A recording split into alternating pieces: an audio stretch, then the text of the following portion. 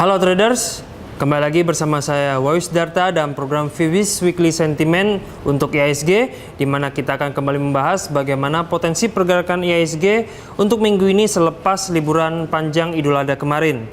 Sebelumnya tentunya kita akan mereview dulu bagaimana performa dari Bursa Saham Indonesia selama pekan lalu. Pada pekan lalu dapat dilihat secara umum Bursa Saham Indonesia mengalami penguatan yang signifikan. IHSG tercatat melesat sebesar 2,97% ke posisi 4.519,912. Sementara untuk indeks saham-saham blue chips yaitu indeks LQ45 tercatat mengalami penguatan yang cukup signifikan sebesar 4,15% ke posisi 763,314. Secara sektoral, hampir semua sektor juga mengalami penguatan yang signifikan, kecuali untuk sektor properti yang pada pekan lalu justru membukukan penurunan.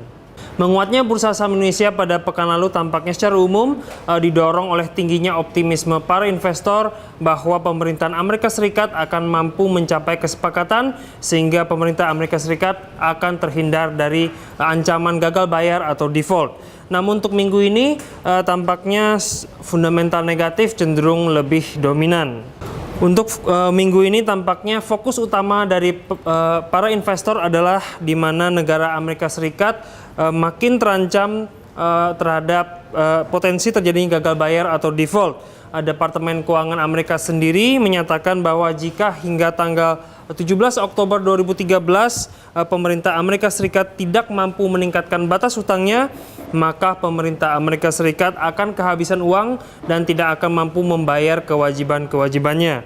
Lalu fundamental negatif yang kedua juga datang dari pernyataan Fitch Ratings, di mana Fitch menyatakan bahwa mereka terus memantau perkembangan diskusi anggaran di Amerika Serikat. Jika situasi tidak membaik juga, maka tidak menutup kemungkinan bagi Fitch Rating untuk memangkas peringkat utang AAA dari Amerika Serikat. Selanjutnya untuk beberapa data ekonomi yang perlu diperhatikan pada minggu ini antara lain, dari kawasan Asia, data paling penting adalah data pertumbuhan ekonomi dari China untuk kuartal ketiga tahun 2013, di mana diproyeksikan pertumbuhan ekonomi China akan meningkat menjadi 7,8% dari sebelumnya 7,5%. Sementara dari kawasan Amerika Serikat, data yang cukup penting dipantau adalah data klaim pengangguran serta data Philly Fed Manufacturing Index. Selanjutnya untuk melihat lebih jelas pergerakan IHSG, mari kita lihat chart berikut ini. Dapat dilihat bahwa secara teknikal sebenarnya IHSG saat ini masih berada dalam pola yang bullish. Indikator stokastik juga menunjukkan bahwa IHSG cenderung masih berada dalam momentum menguat. Namun penguatan IHSG sementara ini tampak tertahan di kisaran 4.550.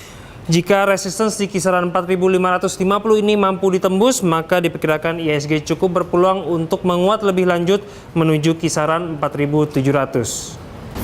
Baik, kesimpulannya, walau secara teknikal mengatakan bahwa IHSG saat ini masih cukup berpotensi untuk melanjutkan penguatannya, namun secara fundamental sebenarnya kondisi saat ini kurang mendukung, di mana para investor cenderung menantikan perkembangan lebih lanjut terkait diskusi anggaran di pemerintahan Amerika Serikat.